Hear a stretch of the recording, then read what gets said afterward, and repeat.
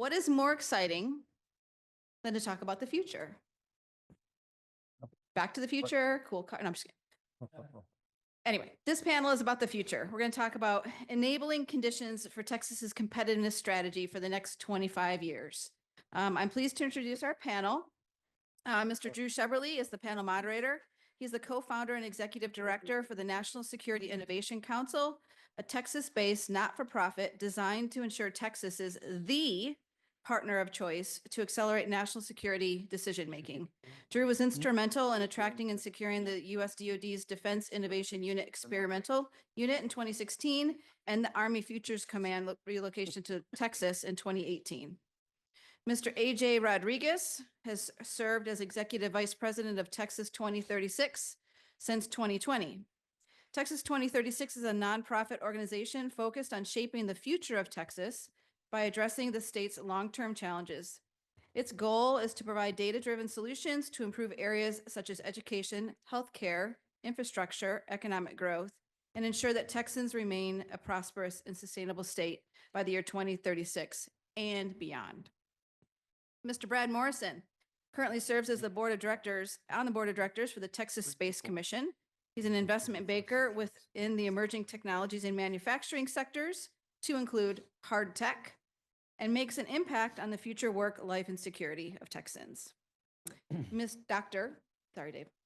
David Brown currently serves as the executive director at the UTSA National Security Collaboration Center with decades of experience leading collaborative research and development, the ecosystem supporting U.S. national defense strategies.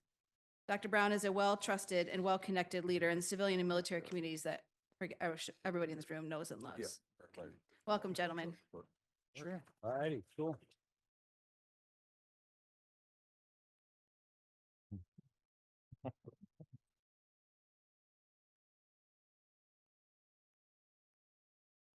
I'm gonna stand up here if I may. Okay. Yeah. You guys have got a great panel. These guys are wiser than a tree full of owls. We're excited about them and about the future. You can put this on your list of 5 things in your email that you did this week. Send it in. Elon's waiting. And in the spirit of the times, we will not be sharing intelligence on this panel. So it's a good group. We're excited to be here. Not giving early retirement because I'll just have to take it back. You're going to have to stay to the end. We're all in this together. This has been a great day so far. Really impressive work. Council, you guys have had a really good look at the innovation ecosystem that is here, both in Texas and in San Antonio. There's a lot going on. I didn't realize San Antonio is the 6th largest city in the United States.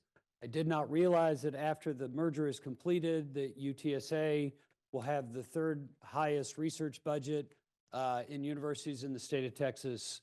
But I do know that they've got some very exciting things that they're going to talk about. And we're going to start with David on Texas and cyber.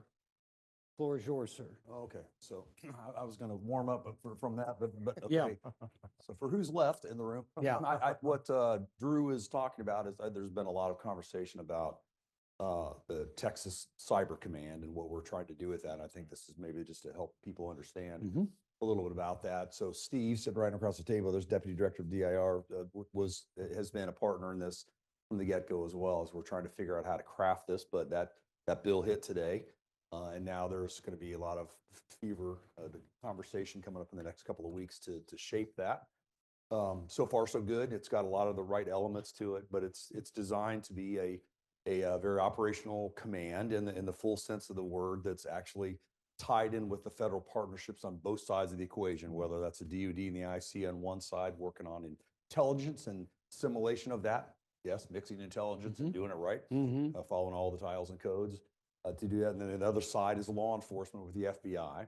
And that's actually to put a bite in crime, so to speak, on deterrence of cybersecurity. That's a unique model to include the federal partners in with the state agency this will be, because the state agency currently under DIR and some other parts of Texas agencies, actually does the education outreach. It does the response and recovery mitigation. It does those things and maintains the networks and this is going to be just furthering that, deepen that kind of attachment, getting more resources out into Texas, figuring out where the Achilles heels are, putting the resources there to meet it. But to really tie it all together in this continuum, that actually makes a lot of sense. That's the innovative thinking of the governor and the governor's staff and the folks we've been talking with. And right now we'll see where that goes, but we're all hopeful that will come to fruition. That requires a whole host of industry players to be partnered with that, responsive in addition to what's already there, working with TIR. And it's going to encourage a lot of different new thinking about how to use the best information and get that out to both not just state agencies, but industry as well across the state and support that. So I could talk a long time about something that's going to change, we know, in the next couple of weeks, a little bit, but stay tuned. That's good news. If that would go through and get voted through, which we anticipate, it's a September 1st start. And it's something that's administratively associated with UTSA. So if you track things like TDM and other things that are down at A&M, there's a like kind of model to it. It's a little different, but it's similar. And it has, it's a tie to UTSA. So UTSA has the point of nurturing that command into existence. We're obviously working in partnership with DIR, probably the closest partnership ever, with these other state agencies to make the thing get up and go. It's a big deal. What we come to understand from a lot of education from, again, Steve and other folks is there's a lot of vulnerability in Texas with this. We know that. And there's probably a typical response from industry and other folks to maybe have that kind of get off my lawn moment with government. And we're trying to figure out how we can undo that by bringing industry closer into the fold, have industry one of the architects of the design of this agency. But also to make something that supports the economic development of Texas going forward. It's a good feeling to know that your state cares about your wherewithal. Even if you can't pull them out, you're at least welcome on the lawn, and they give you coffee and donuts, right? And so even if you go down in flames. So how do we make something that's just a different model? It's we know it's one of Governor Abbott's legacy items. He talks about that. And wants to make something that could be copied. And I would imagine Trump is watching this too, wants to copy this in multiple states and make something that's not existed. I have a long experience with working in the Defense Department. I see with a lot of great folks and a lot of great commands, this is not a normal command, but there are a lot of inefficiencies built into agencies and commands, and we're going to try to figure out how to sit around the table with really good, smart folks and work out the details of that. So anyway, stay tuned. That's coming. A lot of good folks have been part and parcel to it so far, and we'll have some good conversations coming. Great. We'll come back to NSCC in a minute. Okay. So Brad, you are in everything related to space happening in the state of Texas right now. Tell us about your priorities within the Texas Space Commission. Yeah, so thanks for inviting me here. I have the honor and privilege to serve as one of 9 Texas Space Commissioners appointed about a year ago to this day. And we're getting after it. The state of Texas sees the futures in the space economy, semiconductor. I think you're also going to see committed investment in small modular reactors, smart grid, microgrids here in this current session. So, we're so excited to just kind of lean in on making sure that people understand that Texas is not only open just for business, but the space business from Houston to El Paso and everywhere in between. We're here in San Antonio, and I just want to shout out the Military City USA for our folks there at DIR. This is a great home to bed down Texas Cyber Command. One specific thing I think does matter in sourcing that decision is the Title 10, Title 50 decisions in partnership with our federal counterparts at the NSA Texas become very material to that collaboration between what the state can do for our industries as well as from a national security standpoint. Will you say what Title 10 and Title 50 are? Well, these are basically titles that the military uses for doing intelligence operations or military operations. And so you have to create a bright line between what our national intelligence apparatus can do versus what the military can do. And so we're in a very unique spot here in Texas with San Antonio, the host of not only a military cyber capability set, but also a national intelligence capability set tied back to Fort Meade, Maryland, and what the NSA does. So it creates this really interesting opportunity, I think, for San Antonio in particular to help from a, Texas Cyber Command kind of stand up. But getting back on the topic of space, we were apportioned about $350 million, $200 million went to the Texas Space Institute led by Texas A&M down in Houston outside the gate of Johnson Space Center. We have $150 million in what they call SURF grant money to give out for infrastructure build out, research and development dollars. We've committed $70 million out of that $150 million to date. Again, this commission, we hired the executive director this past summer. We're getting after it. It's a very active, committed board that really is trying to kind of ignite and light the fire for Texas to be the center of this new American space economy forming up between Florida and California. Everyone's probably heard about Elon and SpaceX. To kind of put it into perspective, if you travel down to Boca Chica, and I would encourage everyone to do so, it is amazing to see 2,500 people working 24/7, 3 shifts a day on something that matters not only to our state and that region there in Brownsville, but for our country. So it's really exciting to see Governor Abbott and both chambers, the House and Senate, lean in on this, and I'm fortunate to be a part of this. Great, wonderful. Beja, you've got 11 years to get it all done before 2036. So fill in some of the gaps, especially around water and related. We'll do is a self-imposed shot clock we put on ourselves. That's right. Creates a certain sense of urgency, so to speak. I want to also commend Brad and Dave and the panelists here in terms of their leadership with the Space Commission. It's predicted to be a $1 trillion industry in the future. So all the investment that we're putting into space, AI, parks, water, transportation, in terms of the certainty that was done through that constitutionally dedicated fund several years ago, and going forward, as I mentioned, water with the $1 billion last session, and potentially up to $2.5 billion endowment with another $1 billion per year, constitutionally dedicated every year to create that certainty. It's going to be really important, and I think that's what you've heard today a little bit about Texas 2036. We're a non-profit, nonpartisan, I like to add a non-ideological entity that, as Drew mentioned, has this shot clock in terms of what we're trying to do between now and our state's 200-year birthday. It's focused on education, healthcare, natural resources, infrastructure, justice and safety, and government performance. So very holistic in that approach as we're focused on the state's infrastructure and the need to essentially ensure that we're prepared for the future with 30.5 million people today and 2 to 5 million people between now and our state's bicentennial. We've got 1,300 people coming here every single day. We've got an 82% retention rate, the highest of any state in the entire country. So people that are born here stay here. People that come here live here. And Dr. Amy will know, and like to say, we've got a 4-generation UTSA family right here in San Antonio, to UT San Antonio, and so proud of Dr. Amy and the leadership that has been put forth, and so proud of my community in San Antonio, seeing the San Pedro Creek, that development, seeing this building, seeing the one arise right behind it. You can't imagine, I couldn't imagine that even 10 years ago. So seeing the doubling down from UTSA on downtown is really, really important.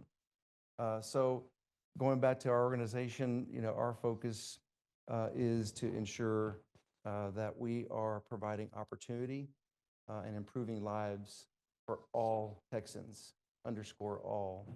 And we're doing that through policy development. So we resist the temptation to call ourselves a think tank because we are about the research, and we do ensure that we have the data. Our founder says, without data, you're just another person with an opinion. So we focus on the data to drive real policy solutions with our 181 legislators every 2 years for 140 days, and sometimes more, as we all know. to drive that change. And the legislature, as Drew will also share, and we work quite a bit with TAB, Texas Association of Business, is iterative in its development and its nature. So putting a marker down on education, for instance, HB3 and some of the public school finance work that has been done, some of the work that's been about around tri-agency coordination that happened a couple of sessions ago. Last session, it was mentioned earlier from Glenn, I believe, with TAB, that HB8 is going to be completely world-changing as it relates to the state of Texas across the country in terms of that work, that education, the workforce pipeline, that community college refinance. And I was proud again of UTSA announcing an immediate partnership with Alamo Colleges as a result of that partnership. And next, so this session that we're working on is a lot of what was mentioned earlier, which is classroom to career.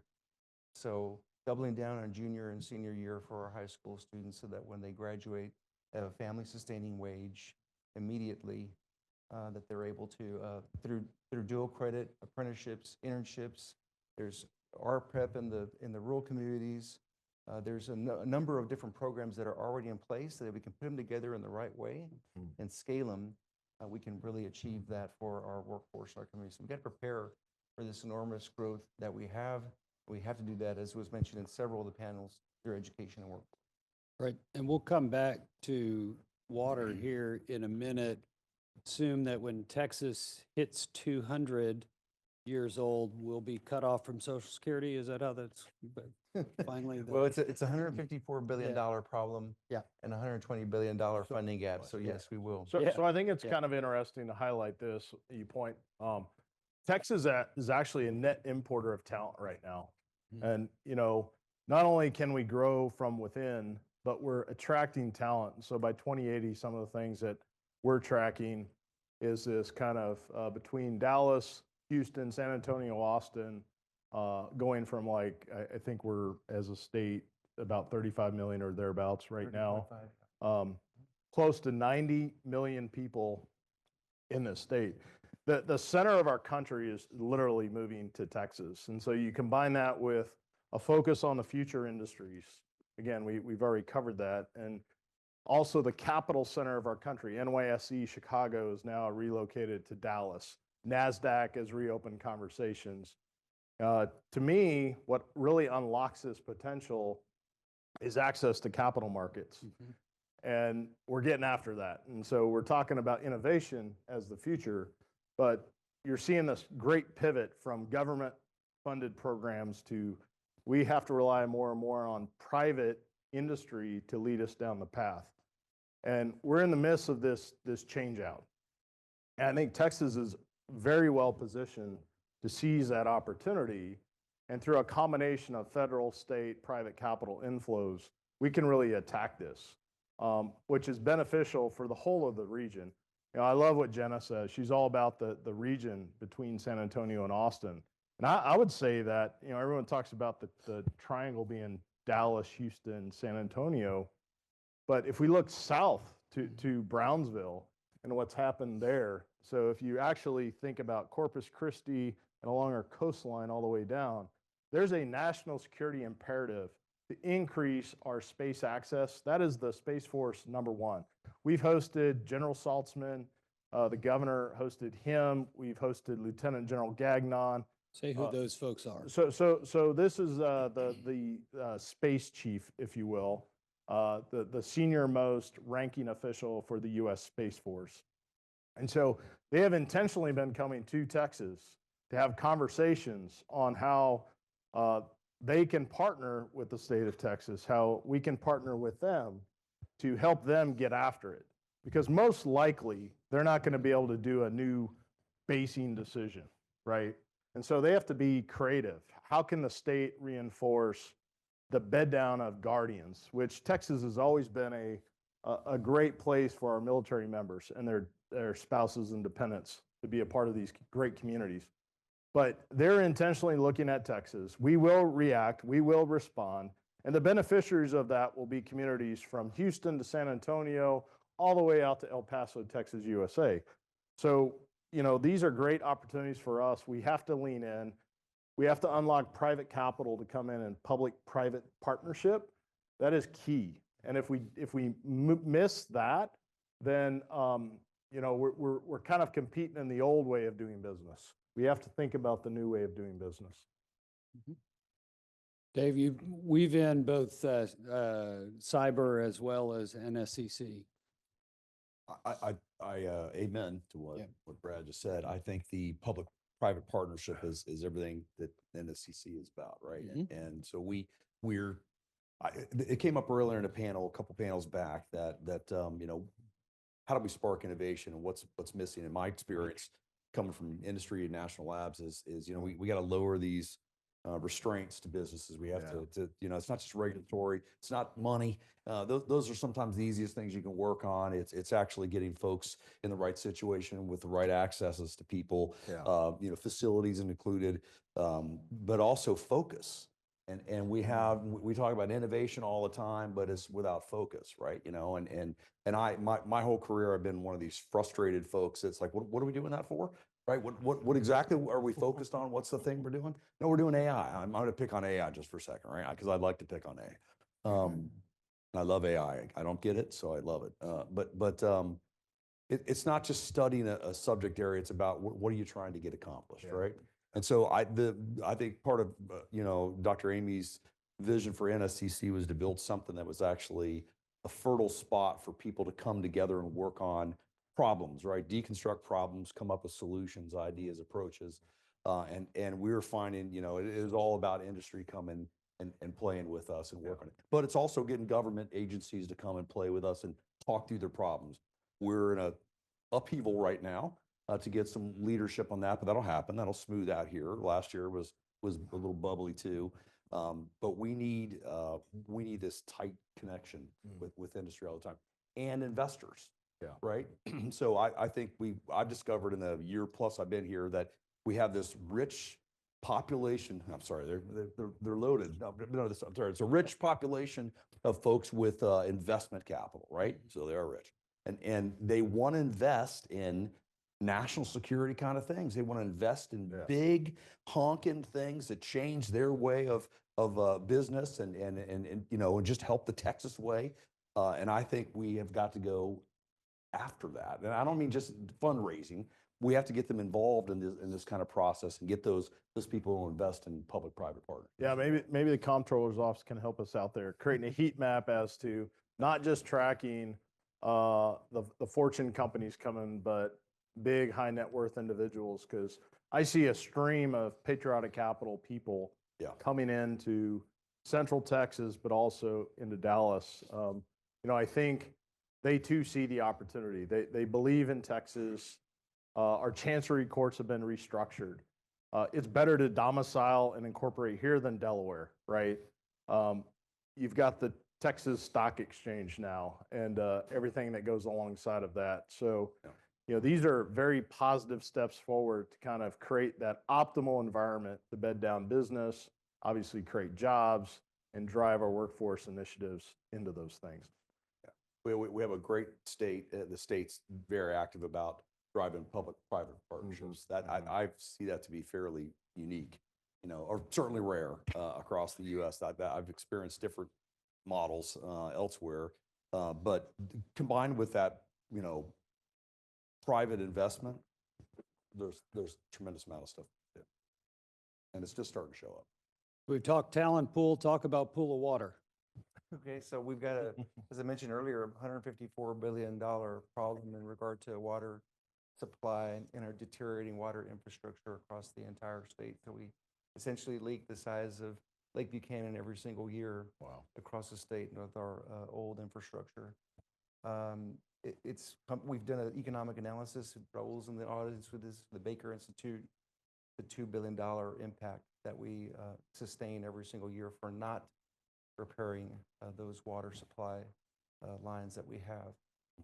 As was mentioned earlier, the city of San Antonio, the Edwards Aquifer Authority, San Antonio Water System did an amazing job of securing its water for the future and actually putting a value to water, which created and causes more conservation of water and the way in which we think about water as being a true resource. And this can go back history of the acequias here and the San Antonio River and the establishments. We were talking last night at dinner about the missions, their importance to culture and the community.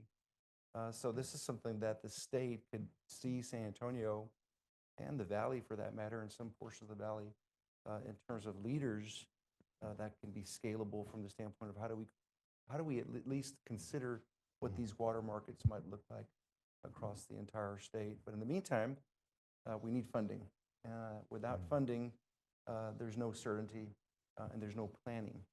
And so the state and all of the leadership has come up with the idea, and Charles Senator Perry is leading the effort to essentially fund our water issue with a $1 billion per year sustainable, constitutionally approved, dedicated fund. The last time we did $1 billion, which was approved in November 2024, what we call a figurative drop in the bucket. There's a lot of water puns we use around this, Drew, but it's something that, again, it's about sustaining creating the environment to sustain this economic miracle that is Texas for the long term. And we've got to do that. And what I've heard this morning, I'm glad I was able to attend all the sessions because it really gave me an appreciation for the desire for all these communities and the Council for Competitiveness hosting this along with UTSA to seek this collaborative nature. And that resonated with me last night, this 10X idea, because that's what we're going to have to do in terms of investment in order to keep up with our population growth, in order to sustain the ability to be the #1 business growing state, job growth state in the country. As was mentioned earlier by Dr. Amy, the 8th largest economy, but also the 30th in regard to education in terms of achievement and post-secondary achievement. We've got to fill that gap in order to sustain this economy. And we're doing that through investments in water, education, and healthcare is another area that we can go into. We need to. Well, just to oversimplify, my feel on the state's economic development policy for 70 years was, use of natural resources and wait for California to screw up. And what was different to me in 2023 in particular, and in part because of Governor Abbott and substantially because of the House Appropriations Leader Greg Bonin, we decided to try and get into California's moat. They are and have been the foremost generator of startups and the emerging edge of technologies. And so now we're trying to get into their territory. I've talked about, I used to be at the Austin Chamber for 15 years. What was the next Dell? There hasn't been a next Dell, right? So what have you sensed in the state conversation that has or hasn't changed or does or doesn't need to change to be able to accelerate this trend? Yeah, I mean, I think the biggest differentiator, #1, was this extraordinary surplus that we were blessed enough to get in tech, that we're able to do through the comptroller's estimates, et cetera. $32.7 billion in 2023, $24 billion this session. These are the two record highest state surpluses that we've ever had in the state's history. And if you look back in the state's history, the largest surpluses in the past were single digit. I mean, so there's nowhere comparable to what we're achieving right now. And so our state leadership has decided to make those big down payments on our future. With a lot of the work they're doing with $350 million in the Space Commission, the AI Commission that was created, a number of those other areas. So I think that's right, and quite a bit on research, exactly. So it really is something that we want to see continue. California, on the other hand, had the exact opposite happen to them. I think they had tens of billions of dollars in deficit that they were facing in terms of their budget crisis. So it's a real opportunity.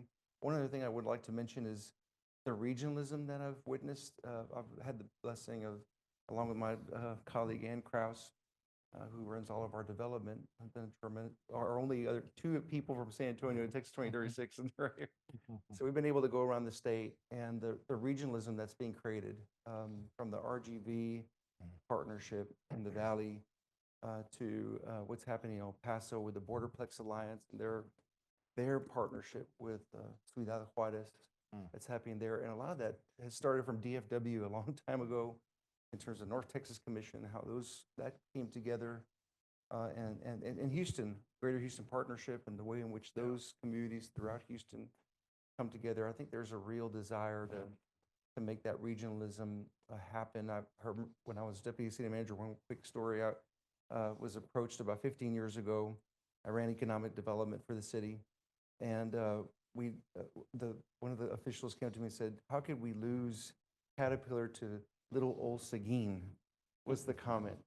And I remember mentioning that Seguin is 30 minutes away from us. You know, we shouldn't be thinking about this as us versus them. I mean, this is an opportunity of a lifetime where they're going to live and shop and eat and do business and everything else. So I applaud Jenna and Greater SATX, what's happening at the port, happening at all these other places. I do think there's even more opportunity, 10x, to go in on a collaborative plan to have that intentionality, Dave, and that strategic vision for the entire city in terms of pulling all those marvelous pieces together to be cohesive and pull that wagon in the same direction. And can I add to Yeah. that? I just, observation here, and I think it is probably pretty well understood for folks who've lived here a period of time in Texas, here or anywhere else in Texas. The collegial nature of Texas is amazing. This is an amazing place.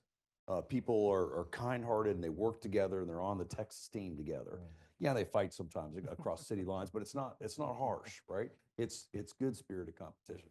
Living out in California, almost 18 years, I've worked with the Valley all the time. That's a very individual sport. And I hear people talking about trying to recreate the Valley. Don't recreate the Valley. Yeah. Do not recreate the Valley. It's not a model you want. It's an individualized kind of approach. Phenomenal technologies. People wanted to be there because you rub shoulders with other technology companies. You're in the know and you're going to get associated reputation that way. Here, people want to work together, actually, not just talk around people, right? You know, it's a different thing. And if you can take that to the bank, you know, we have so much more to offer in this collegial attitude down here. It's phenomenal. And I get frustrated. Again, I'm totally frustrated when I hear people think that model's, you know, reproducible. It's falling apart, right? And people, they're coming here actually. So those folks who actually want to work in partnerships are coming to places like Texas, right? Yeah. And San Antonio. That is. And to Texas. Well, it's spot on. Mr. Norm Garza, our executive director for the Space Commission, he and I went out to California to El Segundo last Monday. And You feel it. everyone came up to us and said, what do we have to do to get to Texas? What do we got to do to get to Texas? And this is the heart of the aerospace industry. You know, this is where big Boeing, big Grumman, they made things happen out in Southern California. The problem is California, policy-wise, has just gotten sideways with business. And Texas, again, is leading the way when it comes to creating a very business-friendly environment, the collegial spirit. And so, you know, we're seeing it, boots on the ground. We go out, we listen, and we're connecting. What can we do? What can we do? What can we do? And so, to your point, you know, I think there's a tremendous opportunity for Texas to be kind of capture a lot of that. And what that means is it's across industries. You know, whether you're talking health science, cyber, the aerospace industry, all types and facets. It's not just the data business either. So we need metal benders. You know, the space industry itself is going to require everything from physicians to lawyers to bankers to engineers. Right? SpaceX has a Falconer, by the way. Yeah. How cool is that? Well, right? and one more point, and I'll shut up. That's awesome. Is that, you know, again, out in the Valley, you got small companies that are shopped routinely, mergers and acquisitions happen all the time, right? Here, it's up to us to help nurture these small companies together. Yeah. Right? There's some kludge that has to be put together. Another role of NSCC, UTSA, a university kind of community working with the city, with the state, with industry, other partners.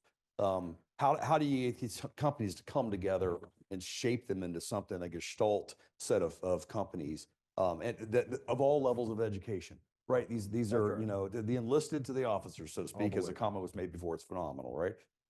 There's a way we have to do that. We have a responsibility to that. And one generation down the road, it'll be a whole different math set, right? You know, that people won't remember the past. But we have to do that. That's a different model again Yep. from the Valley or Boston or other places like that. That's our responsibility to do that here. So as we're approaching end, what should we make sure we don't forget? Or what gives you a little pause as you look ahead? And I'll just say for me, it's complacency. Yeah. Well, choose good models, right? You know, like I said, we don't have to recreate anything. It's the Texas model we want to build, right? You know, what's the right fit for us to go forward, and watch your back. Like people are going to be looking after a good model and trying to catch up.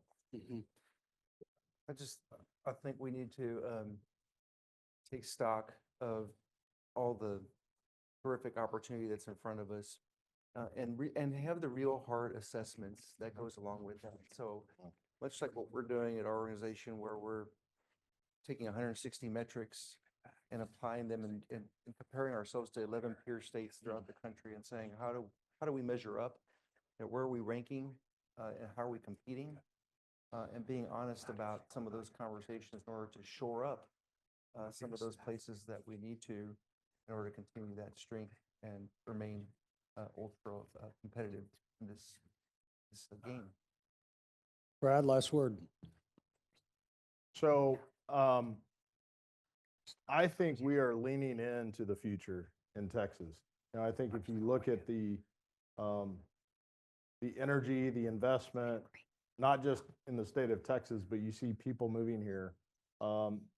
It was a huge week for Texas last week. Firefly Aerospace out of Cedar Park, Texas, landed on the moon successfully. And I was at their landing party, and I looked down below at 2:30 on the morning on Texas Independence Day, and there's a brand new generation of youngins that are all fired up about where things are headed. And this was happening right here in our backyard. How cool is that? 4 days later, I go down to Intuitive Machines in Houston. Same thing, more or less. And albeit their lander knocked over, you know, it took them 6 days on a Falcon 9 to get into lunar orbit and, you know, land and get after it. And so, you know, the cautionary tale here is, if not Texas, who? Because China is pacing us. And I think we're the only state that can really help lead us forward. And that's in a number of things. You know, the space station, I'll say this too, is super critical to our country to have manned presence on orbit continuously. The science and experimentation that happens on orbit, it will come to a conclusion here probably in this decade. And so we have to ensure from Texas that, you know, we maintain that kind of presence to compete with Tiangong, which is China's getting after it. You know, I believe the conflict will be cyber, it will be space. And so we have to meet the mark there. That is, you know, not only economic dividends in space, but the peace dividends. So that's the one caution that we have to get after it, and if not Texas, who? Great. Well, these three, as you all know, could talk a dog off a meat wagon. They are good at what they do. So give them a round of applause and thank you.